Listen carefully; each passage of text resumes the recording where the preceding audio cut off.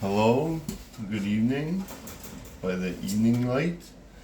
This is Danny Mullick with the Kerfuffle of 1902 by Fitzroy Westfeller audio reading with narration and illustrations in the original manuscript, the first official publication of the script, the Kerfuffle of 1902 by Fitzroy Westfeller.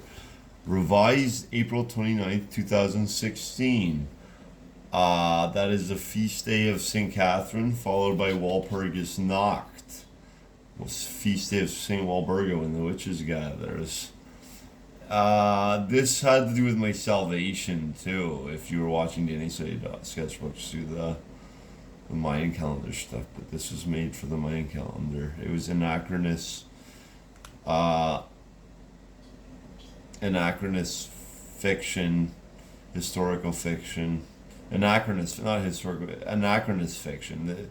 It takes place in 1902, but characters are drawn whether they're living or dead or not born yet, and all mashed together with local connections or Canadian or American connections related to the War of 1812 or the French and Indian War, as it was called in Canada. This is the letter from the Queen, from Buckingham Palace. This is actually from the Lady in Waiting. The Queen didn't write the letters. Rest in peace. God save the Queen. Buckingham Palace, October 26, 2012. Dear Mr. Molick, the Queen wishes to write and thank you for your letter with which you enclosed a copy of your manuscript. It was very kind of you to send the screenplay which you have written and illustrated on Her Majesty's Diamond Jubilee. However, I feel sure you will understand the extraordinary number when I tell you the extraordinary number of manuscripts that are presented to the Queen. Her Majesty has made it a rule never to accept unpublished works of this nature, and I am therefore returning to you with renewed thanks. Renewed thanks. It's like taking out a library book. She'll take it out again. That's the way my lady friend explained it to me. That is really a really deep compliment. When this is published, she would like to read it again. But I'm sure if she really had to, she would have read it if there was a crisis. If with my salvation or someone's salvation. The Queen has been deeply moved by our wonderful response to her Diamond Jubilee. Was particularly touched by your thoughtful gesture. And thank you once again for writing as you did, and for your loyalty and kind words, in which you are warmly appreciated. Yours sincerely, Susan Hussey, Lady in Waiting, Mr. D. Mullick. So that's nice. She couldn't read it, but she renewed her thanks. Maybe she took it out again when this came out. The library card. This is the cast and crew and scenes. I don't want to read all this, but stuff I have to explain. And Steve Remus from the NAC, when he published this for me, he published like 30 copies of the original manuscript. Final manuscript. Miss Harriet Tubman, an abolitionist civil rights activist, Black Mother, caricature, Hattie McDaniel. Hattie McDaniel is the winner of the Academy Award for Best Supporting Actress in Gone with the Wind. She was the Aunt Jemima caricature that Americans we're not allowed to talk about it anymore, but people would have to acknowledge, if I was doing some sort of Aunt Jemima shtick, that someone won an Academy Award for doing that a long time ago in a movie about the Civil War. And you can't just think, oh, that black person was exploited. No, she probably saw that. Probably her grandmothers probably lived through that. She knew how they acted. Something like that. I don't know. This is the map of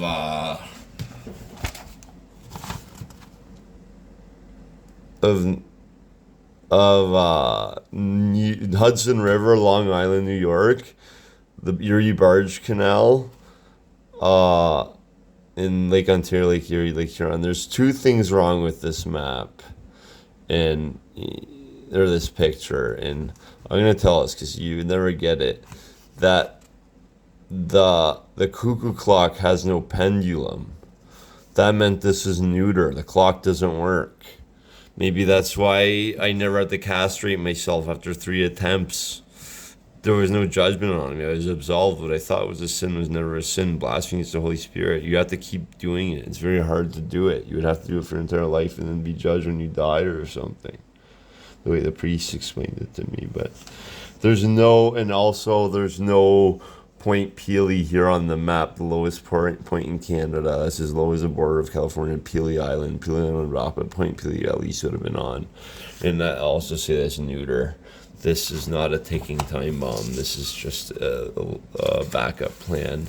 If I was to be judged on some international crisis, it would come down to this story in some manifestation, and I would do it on my terms. Whoever played the roles of all these fictitious and real characters and historic characters would be just people in my normal life.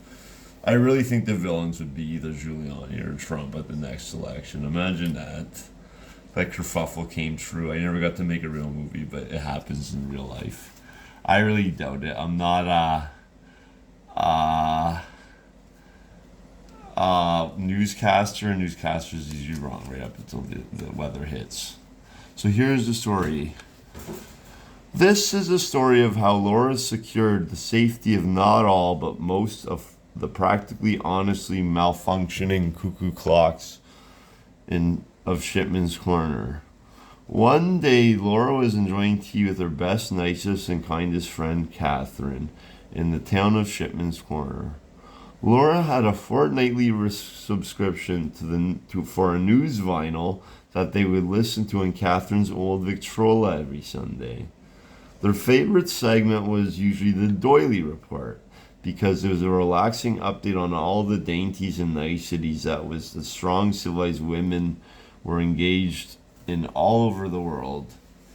Following the Doily Report was always Newsbeat, with journalistic accounts of important events in the New World and around the terrestrial sphere. Newsbeat. Laura, who has always had a keen ear, picked up on a report from New Amsterdam. Consumers there had been complaining about their malfunctioning cuckoo clocks. Sometimes they went too fast, other times too slow, sometimes backwards, sometimes at right angles, sometimes at wrong angles.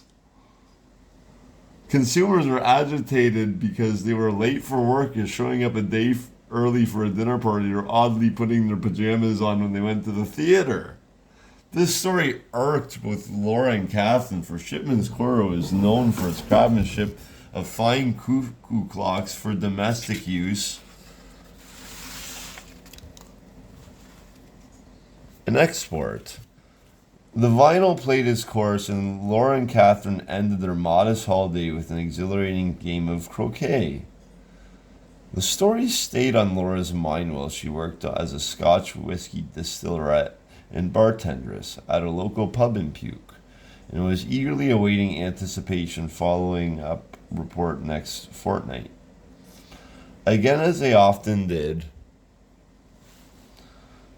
Catherine and Laura spent their Sunday talking about studying and hopes and boys they like and boys they don't like to smell, and anything befitting of two proper ladies. After tea and scones, Laura pulled out the news vinyl out of the basket she brought, and the two listened with the utmost attention. They listened to the Doily Report again, and always being informative and sophisticated, it gave a description of a new invention created in Menlo Park. It was a mechanical dinner fork that would twine one spaghetti for you. How clever, thought Laura. How droll, exclaimed Catherine. Laura anxiously listened, hoping for a report on the cuckoo clock situation in Newsbeat. There was the Warbly Wheel, a traffic report on the old Indian Trail, Aggie's Artie's Almanac report, A digression into crops and for climate and fortune. Sports splash. Oh, I hope they get talking about croquet today, or even polo. That was Catherine. Then Newsbeat, the fortnightly news. Sure enough, one of the top stories that Laura was awaiting. The malfunctioning cuckoo clock problem had gotten so bad the stores were closing their doors and you don't want to go shopping. People were going for lunch 8 hours and working for 1 hour. Streetcars were there coming 5 minutes too early or 3 hours too late.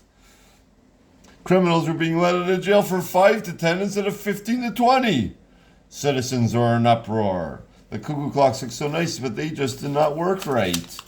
When the people of New Amsterdam were upset, they organized a citizens' militia of the most irate cuckoo clock owners and their surly male cronies, commandeered a river barge to set sail up the Hudson River with the intent not only to get their money back, but to destroy every cuckoo clock handcrafted in Shipman's Corner. Laura and Catherine were shocked. What were they to do? The cuckoo clock industry supported the local artisans, clockmakers, and woodsmen, not to mention the commerce and tourism. Laura knew she was one of the few people in Shipman's Corner who listened to the news vinyls. And the report said they, the militia mob, had left on the preceding Monday fortnight at precisely 8 o'clock a.m. They were probably well past Albany right now when we get through the Fort Erie Barge Canal, or the Erie Barge Canal, by the middle of the week. We've got to do something. We've got to talk to Missy Harriet. Hurry, there's no time. Lauren and Kathleen ran out of the Victorian home in which they were renting rooms and flagged down a stagecoach and told the coach driver to take them to Missy Harriet's chocolate shop as soon as possible. The coachman had his steeds gallop as swift and gracefully as he could so as not to ruffle the sensitive lady's nerves since they seemed to be very distraught. They arrived in front of a chocolate shop at the end of the town in no time flat, thanked the stagecoach driver for his kind and swift service, and gave him a tip for his courtesy. He said it was no trouble at all to give the girl each 2 sugar cubes, one to feed each of his horses and another 2 to keep if they needed them in the future. The girls fed the sugar cubes to the horses, which were warm and well petted. Thank you, sir. No trouble. Watch your step. It's icy out there today.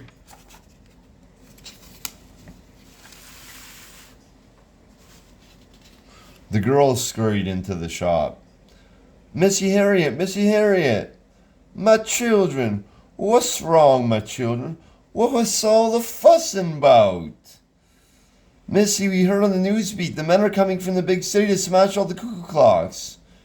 Missy told them to simmer down, not to worry, and explain what's happening. The girls told her the whole story, everything they knew. If I knows men, if they be angry and they be drinking, they is gonna be hell. If this is true, I know for sure that music can soothe the savage beast.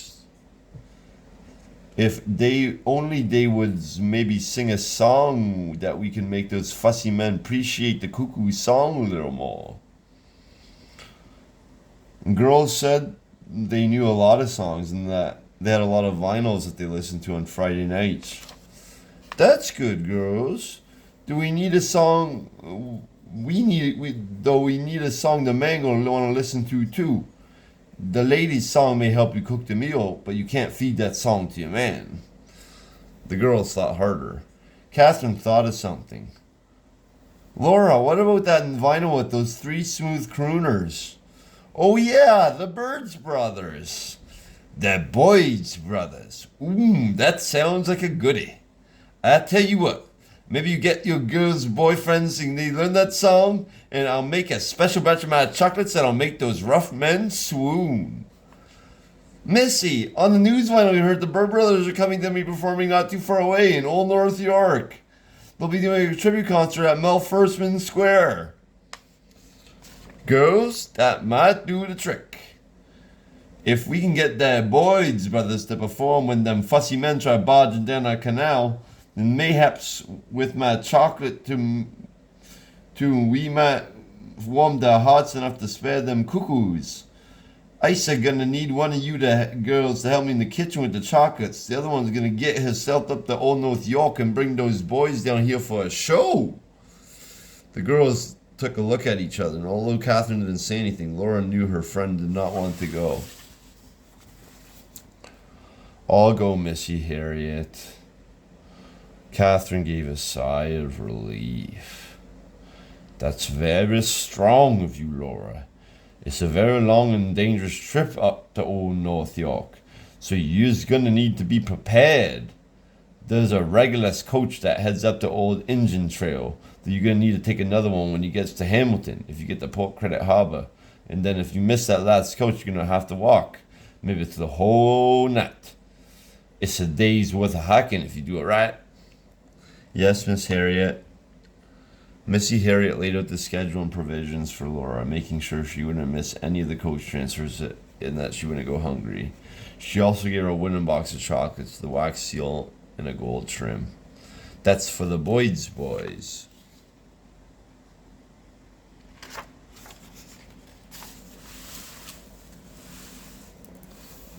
Right before Laura was ready to go, after the tears and hugs and girls shared in big old hugs and kisses and sweet thoughts Missy gave Laura, there was one more provision required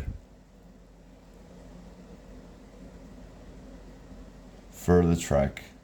Missy went to the wall at the back of the store, took her own cuckoo cloth off the wall, tied a burlap strap or as taut as she knew how, and put the heavy clock on Laura's back. I didn't want to tell you I was going to give you this before, because I was scared you was going to get frayed too early. I know it don't work, but I had it hanging on my wall for 10 years and I never missed an appointment. It's a little heavy too, but I tell you, you learn more about the world with your back bent to the ground than with your head in the clouds. I'm going to make sure the clockmakers know what all the buzz is too. Yes, Miss Harriet. That's good, child. Sweet child. Now hurry on. You got a coach to catch. Laura hugged Harriet one more time and then again with Catherine. Good luck, Laura. We'll be praying for you. I'll miss you too, Catherine. Laura turned, opened the door to the shop, ran out to catch a coach that was approaching, then putting down her provisions and heavy clock on the floor of the cab, she was off. Laura transferred from the stagecoach to the one that traveled to Hamilton, the coach stables. The driver said they would be there by late in the evening and told her she was lucky that she had caught the last coach of the day. It was early November, though, and the snow was thick. All the trees and farms were blanketed in white. A farmer in the coach told Laura that the natives in the old Indian Trail was a beach. That said the natives in the old Indian Trail was a beach long ago. True as he told her, often where the soil there was sand and the stones were round and smooth. So Laura thought Lake Ontario was already very big and wondered how possibly bigger it could be. She saw the lake, the Niagara Escarpment, a large plateau that extended all the way from Georgian Bay up into upstate New York, and was the reason that made the drop for Niagara Falls so big. Laura had seen the majestic falls once, and seeing how far away the falls were from the escarpment, and now because of erosion, it made the thought of Indian Trail being an old beach more believable. They traveled by the fields and forests and roadhouses. One was run by an old man who led a colored company in the War of 1812, though Laura wasn't sure which one. And the creeks, as the coach driver named 12 Mile Creek, 60 Mile Creek, 20 Mile Creek, indicated the distance to the mouth of the creek from the mouth of the Niagara River. It was a good reference to how far they traveled. When they reached the 40 Mile Creek, they were in Grimsby, which was the closest point to the escarpment got to the lake. Surely Lake must have reached the hill long a year ago, Laura thought. The coach picked up a couple of people in Grimsby who were interested in things Laura thought were a bit nerdy, though they were otherwise good for casual chat. The farmer Laura talked to left here too, and although before he did, he gave Laura a farmer's almanac. If you're interested in learning about the natural world, it's full of all curiosity, curious impertinence. I've already got a lot of these books, so don't worry about the cost. Laura thanked the farmer and left the cab. The kids from Grimsby were very interested in Laura's cuckoo clock. Stuart, Is that an authentic Bavarian cuckoo clock? Please, Stuart, it's obviously Swabian. I think the proper Deutsch pronunciation is Schwaben, please and thank you. Fine, but make sure you don't confuse Dutch with Deutsch again. That was a very embarrassing episode we had with the Amish family on the way to church.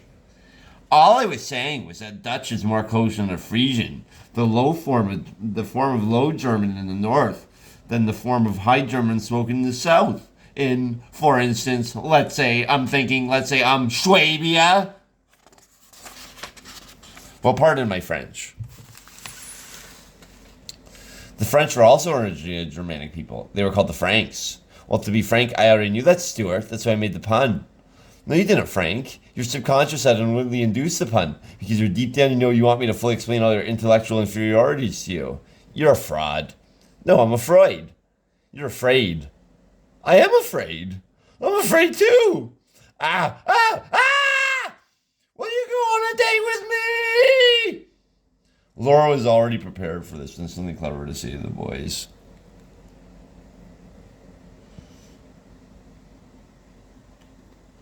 Before you ask me on a date, I would just like to let you to know my name is Laura. Hi, Laura. Hi, boys. You're so very sweet. Although I am neither the right age for you nor am I mature enough to go on a date myself, I do, however, know you guys are going to Hamilton, right? Yes, Laura, we are. Okay, good. As I was saying, I do, however, know that there are two girls your age and at your maturity level living in Hamilton named Laura, and they are more prettier than I am. Laura, that's such a pretty name. Where does one of the Lauras live? Somewhere in or around the middle of town. Do you think one of them would want to go on a date with me? She might, though you would have to ask her name first, otherwise she may not be Laura.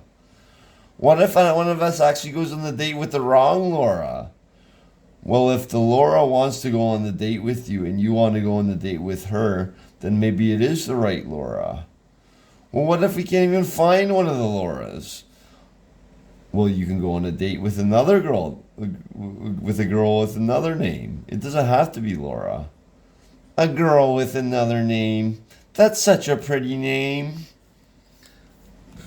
You can't just talk about what you like to be interested in either. You have to talk or listen about what she is interested in too. However, if you aren't interested in what she is interested or not interested in what she has to say, then maybe it isn't the right date to go on with the girl. Well, when is it the right date? When she's ready to go on a date.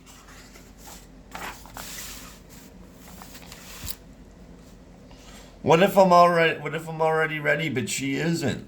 Well, you might have to be patient. You might have to be patient. Patience is a virtue. Like a patient waiting for a nurse? I guess so, sure. And if you don't wait patiently or talk nice, you may not get fair treatment. I like to be treated fairly. I would like to be treated fairly too. Perhaps then you should have to be a patient. Oh, okay, thanks, Laura. Yeah, thanks, Laura. Thank you, boys. It was very nice to talk to you. Oh, we're not done yet. Sorry, Laura. We still have more questions. Yeah, sorry, Laura. We're studying. We want to be ready when we find the Laura or another girl with another name to go on a date. Sigh.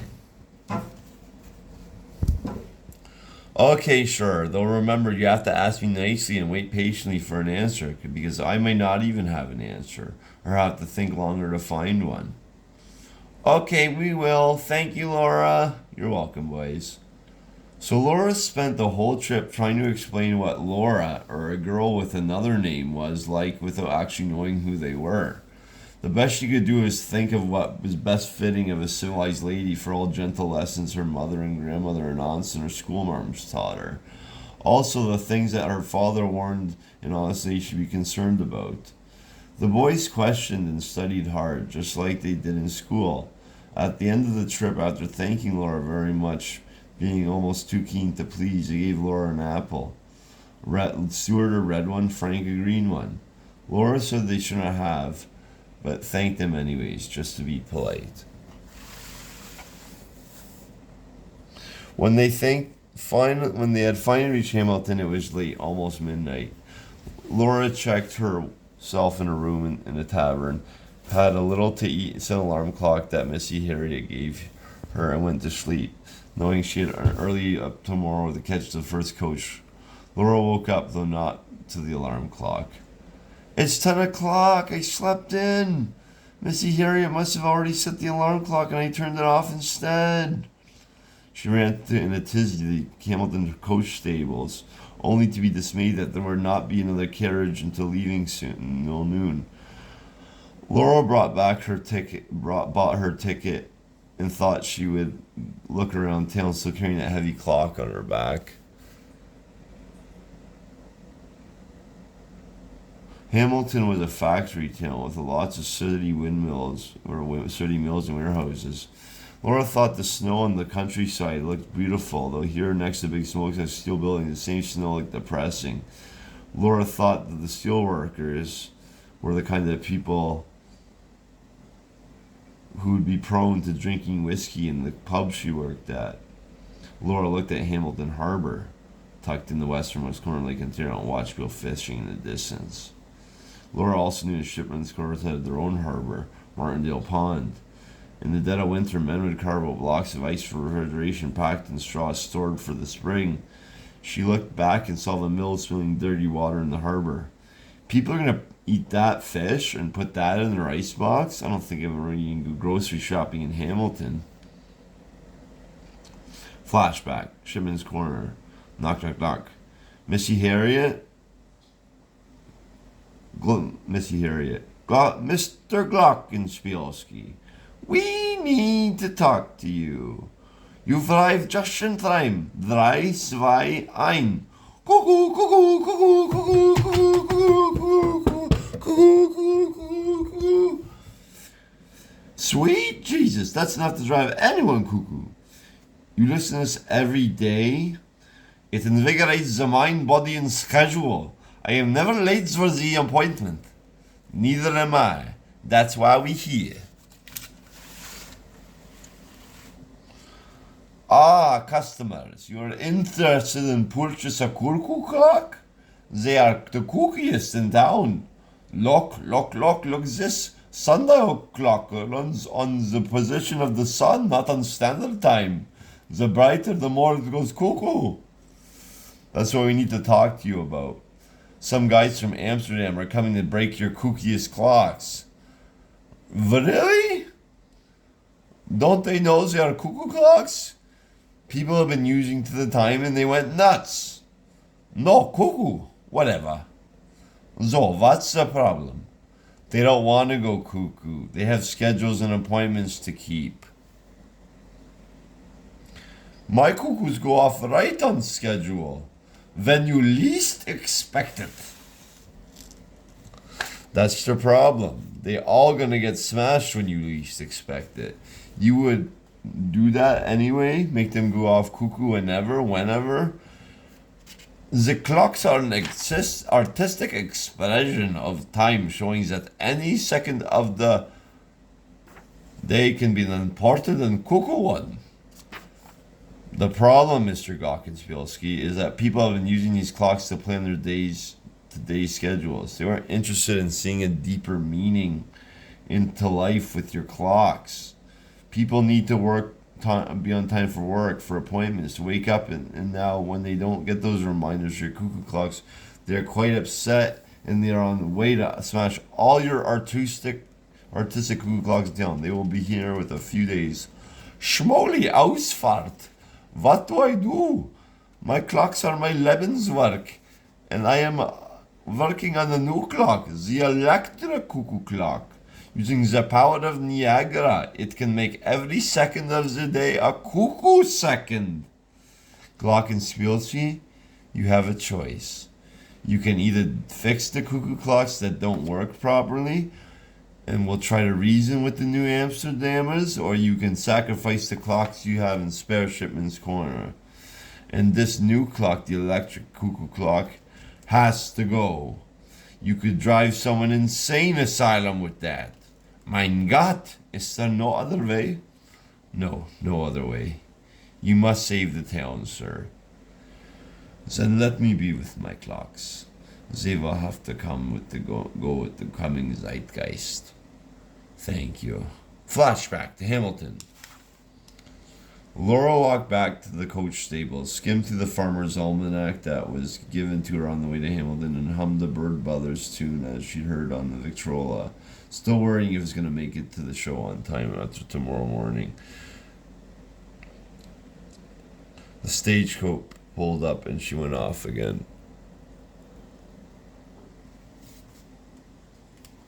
The carriage made its way across Burlington Beach, which is a large sandbar that crossed over the mouth of the Hamilton Harbor, separating Lake Ontario that was crossed by a canal that turned into a span of a bridge. Eventually they made it into Burlington. A few people got off, a few people got on. They traveled again to the countryside, and people on the coach said the soil along the Golden Horseshoe, as they called it on Western Shore of Lake Ontario, were some of the best in Upper Canada. A woman had boarded the stagecoach in Burlington. Laura saw her as a woman worn out from life, and she didn't even look that old. She didn't want to intrude, though she thought she just felt she needed to know why this woman was so sad. Excuse me, are you going to North York? Yeah. I was going there too. Yeah. I was going to see the Birds boys. Yeah. Yeah, so what? So what the fuck do you want from me?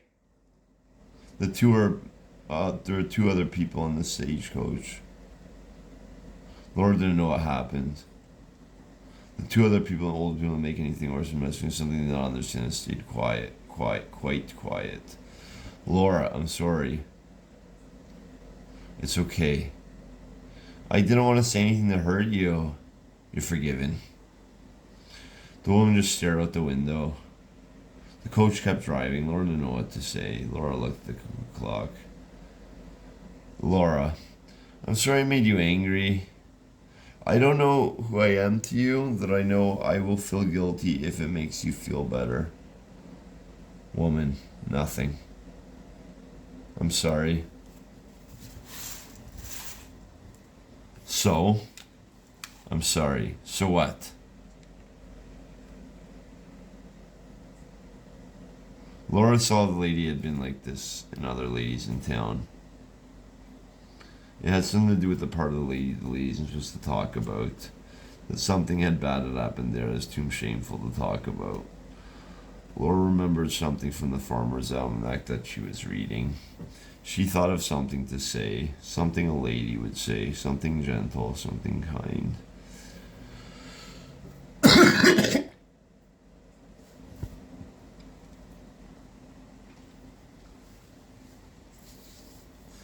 My mother used to tell me that the moon was the Earth's baby, and you'd watch it grow. As it grew, it faded and it was gone, and though you were sad to see it go, another 28 days it would be born again, so you watch it grow over once more to see it fade and be sad. I had a baby. Laura, you did? Woman, I do. What's the baby's name? I don't know. Did you love him? The lady started crying. Laura says, I'm sorry. Woman goes, it's okay. You don't want to talk about it? No. I'm sorry. Sorry I won't bother you then. It's okay. Laura tried to think of something to ask that would make her feel more happy. It's okay if I try to ask you a friendly question? Okay. Do you have anything you like to do for fun? I like to sing. You do? And play guitar? Is there any favorite singers you like? Janis Joplin. Laura had never heard of Janis Joplin. Is she on vinyl? Yeah. Me and my friends have a Victrola. I used to sing all the time. You? Yeah, I love it. You don't want to sing anymore? I don't care. You said you play guitar too? Yeah. Do you like to play guitar? Yeah. Would you like to play guitar again? Okay. Well, maybe we could have No, no show. If it was only me that listened to it, would you want to? Okay. You would? Maybe. I'm sorry, I was trying to think of things to make you feel more happy. Thanks. You're welcome. If you wanted to play a song, would you like anyone to hear it? I don't know. If you want to play a song and you only want one person to hear it and promise not to tell anyone they hear it, okay. If you had a show and only I showed up to see it and didn't tell anyone else they heard or saw it, would you want me to go? Okay. I didn't want to pressure you though. If you don't want to hear me play your music and not tell anyone to hear it, my name is Laura. Okay, thanks. I'm sorry. You're forgiven. Laura didn't want to bother the lady anymore because it wasn't her problem. Though she did know the lady that wanted to talk about experienced so much suffering that she didn't have many things to say that didn't remind her of her pain. Laura thought it was sad that she loved to sing and play guitar and had suffered so much pain that she would not, and prayed to God that she wouldn't be scared to do what she loves to do. Laura flipped through her almanac and found the saying, "Every beautiful bird sings." It is simple, not fancy, though a lady would like it. A mother would like it. A daughter would like it.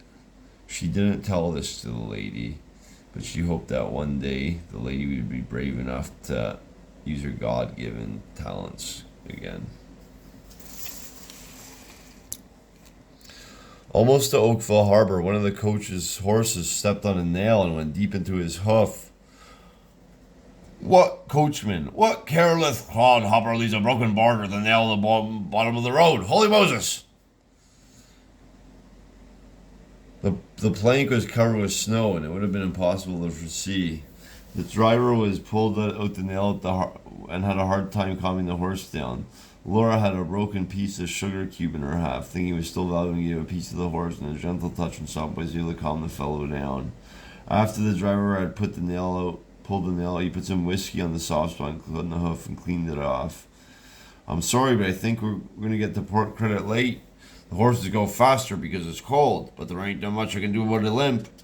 I'll be lucky if the horse doesn't get the devil's dance and have to be put down." Laura was worried, though she understood the horse may be in for worse than she might be, so she stayed calm. She remembered the apples the boys from Grimsby gave her and fed the horse a crisp red one. She gobbled the entire thing right out of her hand, and while she fed him, and after that he was very, very calm. The horses marched right on through when they got the port credit. Marched on through when they got the port credit. It was already late to catch the last coach in North York. Bird Boy's memorial tribute was tomorrow morning.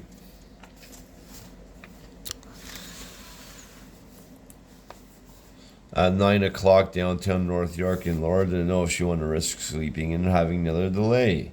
She told herself that she would walk right through the night, and if in the morning she was falling behind, she would try to use a flag down a coach heading up and down the road. Laura put down extra clothes for Mrs. Harriet packs for her. Harriet, bringing a Negro lady from the south as always sure to wear and pack more warm clothes than one would need, was exactly what Laura needed now.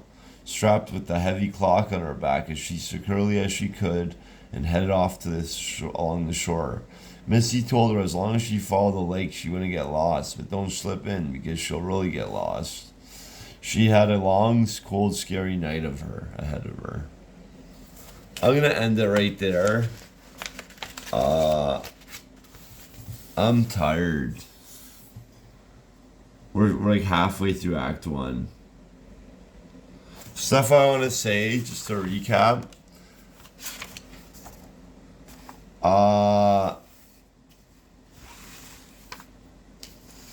Story starts at the end of October. These are all the footnotes for suggestions and revisions for a movie. This is the script. Only about 30 clocks were shipped to New York City.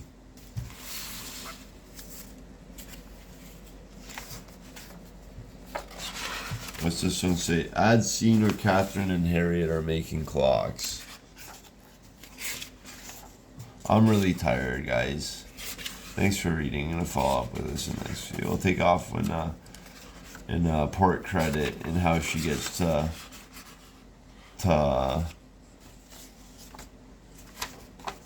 Toronto overnight. We'll save that. Stuff I want to say about this too. We can always backtrack through here. I want to show you this artwork now. I'll just do critiques of this. The Gibson Girl. Gibson Girl was a fashion style of illustration for fashion in Americana in the late 1800s. There is also something called the Gibson guitar. Gibson guitar is a really good brand name.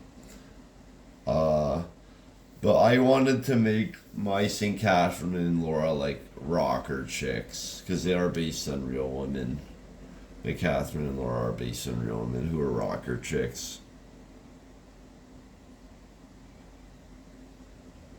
There's a Victrola. That was the best picture. That's Donation Dawn. I worked with them in Toronto. Pantaloons, it's hilarious. There's a establishment called Pantaloons. I love drawing horses. I was really good at it. I chiseled this one. This one hammered away at this drawing. Would not work. Running out of time. You can see how crude this one was. I even colored this one in Photoshop because I rushed this one. I didn't have time to put the detail into it. This one had revisions. I did not understand that windows in the olden days we did not have the technology to make large pane windows. So this building here is not really accurate. I kind of adjusted it to make it accurate. Windows were never that big. In the 1900s, it's simply the building downtown St. Catharines looked like that. Nah, I couldn't even tell whose voice I was doing because they're not called Bruce McCullough and Steve Urkel. The guy from, this guy here is Bruce McCullough as a little kid from the Kids in the Hall Toronto sketch comedy show in the 90s. And that's Steve Urkel from Family Matters, American black sitcom.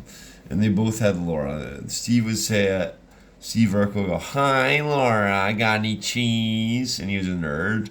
And this guy was a nerd. He didn't realize what a loser he was for a rocker. And he would go, "Laura, can you stop the world? You know, life is meaningless without Laura." It's fucking hilarious. You can look it up on YouTube. This is actually my apartment, eh? I'm glad I get to do a critique after I take a break from reading because I illustrated and wrote it too. It's all mine, but now you're listening to this one show. This is my apartment. It kind of looks like that. The walls are painted now, but there's a door right here. That's the only thing that's really different about when I moved in. The furniture's the same. I had similar furniture.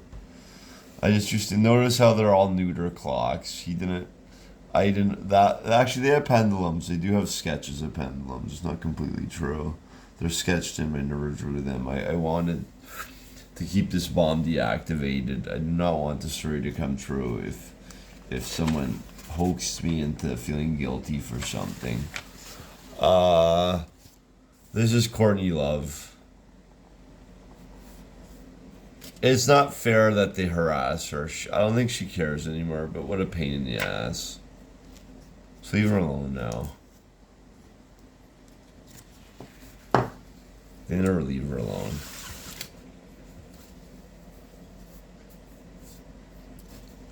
Anyways, I'll get back to you. That's installment 1, part 1 of Act 2. Battle Kerfuffle 1902. Thank you.